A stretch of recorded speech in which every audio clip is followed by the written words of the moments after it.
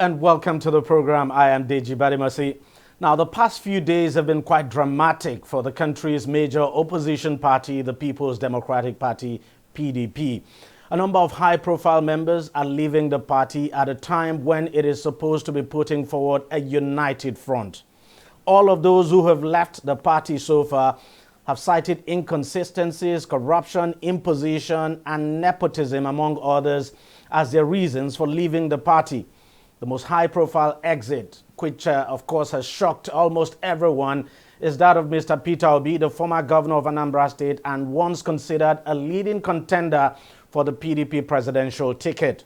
Obi announced his decision to dump the opposition party and withdraw from the presidential race sometime last week. He announced his resignation from the PDP in a letter addressed to the national chairman of the party, Dr. Iyorchia Ayu. He attributed his decision to recent developments within the party, which he says make it practically impossible to continue participating and make constructive contributions. In the letter, the former governor also explained that Nigeria's challenges are deep-rooted and require that everyone make profound sacrifices towards rescuing the country. There are reports that the former governor would soon declare for another party in the coming days, as he still plans to run for the presidency in 2023. But of course, that has not happened, so we'll wait and see. It also remains to be seen how all these exits, including that of Mr. Peter Obi and of course the party's Senate Majority Leader, Barabe, who has just joined ABGA, will affect the PDP in the coming elections. In the APC, though, some kind of drama may be unfolding. There's a possibility that former President Goodluck Jonathan may be on the ballot in the party's presidential primary. This is because a federal high court in Yenagoa, the Bayelsa state capital, has ruled that the former president is eligible to contest the 2023 presidential race. We know some time ago a group of people purchased the APC presidential nomination form for the former president, and there are reports that he wants to come back as president. So this court case sort of clears the way for him. President Buhari had in 2018 signed the fourth alteration in the constitution, which bars vice presidents who succeed their principals from serving more than one full term. But delivering judgment on a matter arising from that constitutional alteration, Justice Isa Hamandashi held that Jonathan's right to vie for the office of president cannot be stopped by any retroactive law. It literally means the former president can actually contest if he chooses to. But the big question is, will he run? Joining me to discuss this further now is Gani Kayode Balogun, who is a public affairs analyst. Mr. Kayode Balogun, thank you very much for joining us on the program. Let's start from the PDP. Bad timing, if you like. I mean, it's certainly not a good time that a party heading to a very, very big election would be losing some of its high-profile members. How bad is this for the PDP?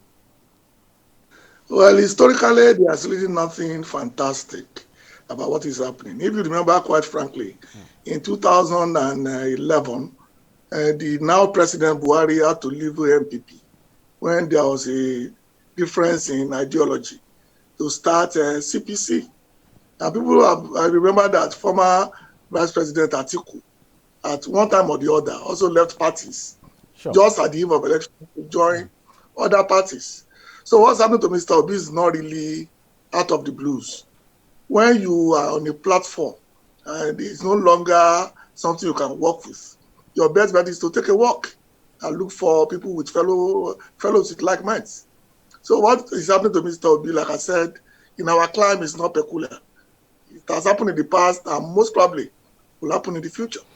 I mean, we can't deny the fact that Mr. Peter Obi would appear to be very popular outside of his party, of course. Within the party, it's a difficult call to make, but outside, I mean, you look at the kind of mileage he's gained in the social media and on other platforms, you would say he's a popular candidate. I mean, he's a popular aspirant, if you like, not a candidate now. So do you think this could rub off negatively on the PDP now that he is leaving? Because I've heard some people, for instance, come out to say, look, wherever he goes, they go.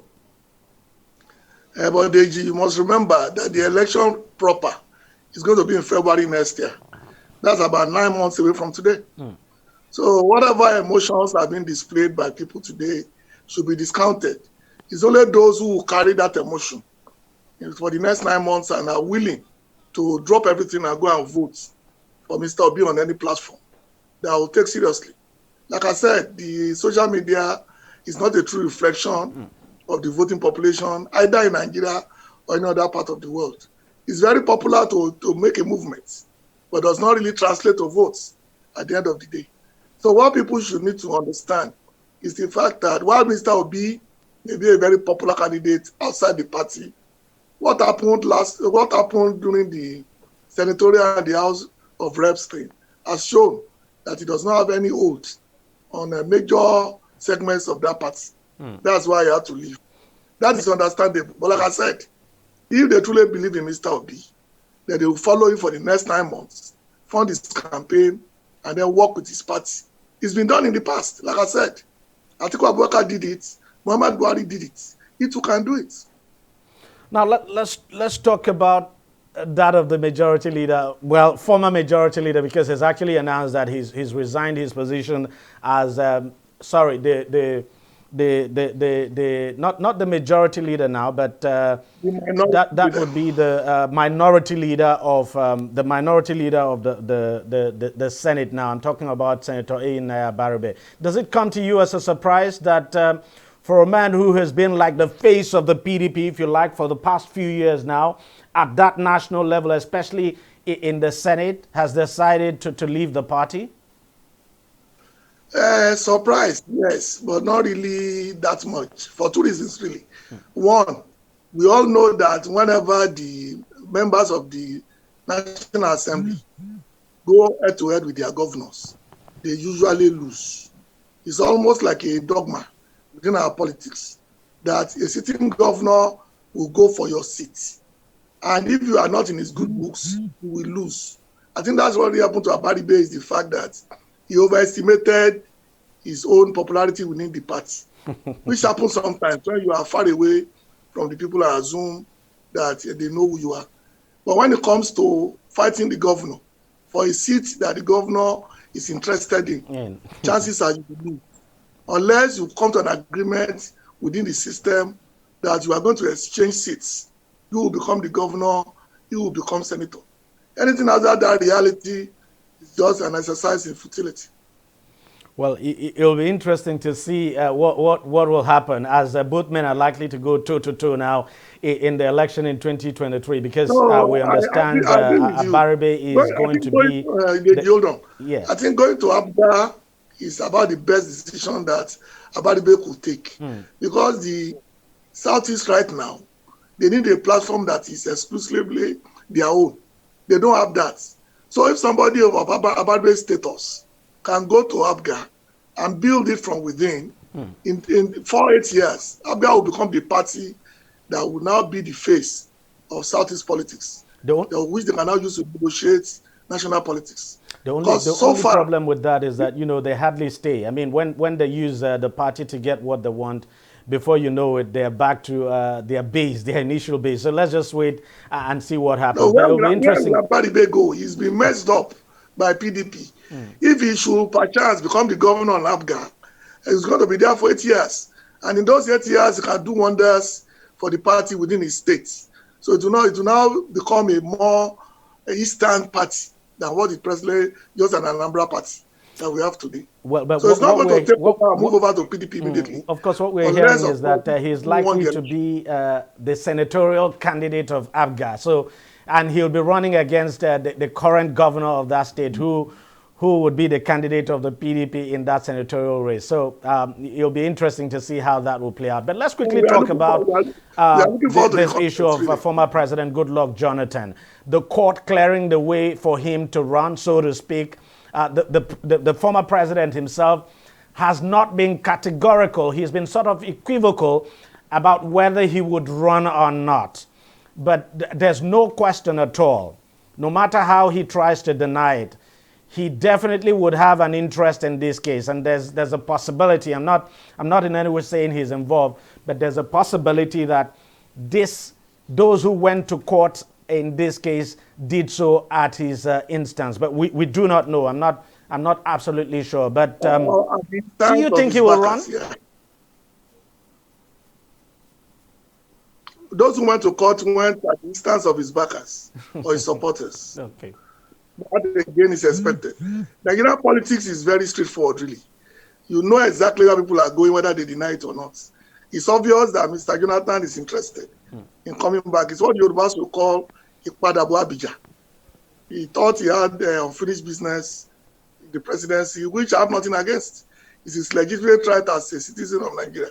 And most people thought that the law itself was made basically to ensure that he did not run. Basically, because people have done in the past. There was a governor in Yobe, if you remember, who not only was governor for 12 years, he then became a senator, his wife became a senator. So there is a room for them to put a law, but the law itself must have a point where it starts. So I cannot deny Mr. Jonathan his right to run for president. Whether I will get it is another matter entirely. And let me quickly ask you this. Do you think that Jonathan being on the ballot in the APC primary, or when that primary holds, do you think it's likely to cause some kind of problems within the party? You and I know the reality of that, because a lot of people have spent fortunes trying to become president of Nigeria.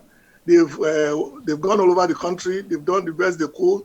And then at the last minute, you want to bring in somebody who was, until recently, not a member of your party, who did not do anything for your party, who you demonized for your government to come into office. Of course, it's going to lead to a lot of trouble. Whether the party will be able to handle it is another thing entirely. Like I said, the reality is that the party will try as much as humanly possible that they do not go to primaries. Because if they go to primaries, I can assure you, Mr. Jonathan or anybody who will lose. So they must find a way to put a gun to everybody's head and have a consensus, which in reality means that whoever the president wants will be the one on the ballot. But like I said before, when we started, we have 9 months for this game to play out. So it's not like we are going to election next week. Whoever emerges, there will be alignment and realignments all over the country. And the picture may not even look as it is looking today when it comes to election in February. I absolutely agree with you. Gani Kayode Balogun, thank you very much for your time and thank you for talking to us. Always a pleasure. Thank you so much. All right, we'll take a short break and we'll be right back. Stay with us. Don't go away. Opinions are free, facts are sacred, but truth is universal. How, in practical terms, can we, for instance, de-escalate the tension? President must see himself as the president of the Federal Republic. We know where the enemy is. 3 places. The Lake Chad Basin, the border area between Nigeria and Cameroon, and then the Sambisa Forest. On DEJI360, we give you a complete dose of everything. Opinion, facts, and undiluted truth. I hardly believe what politicians say in this part of the world. A new Nigeria is possible, a future is possible. We delve into the issues, dissect it so that you can understand it, and use it to take action.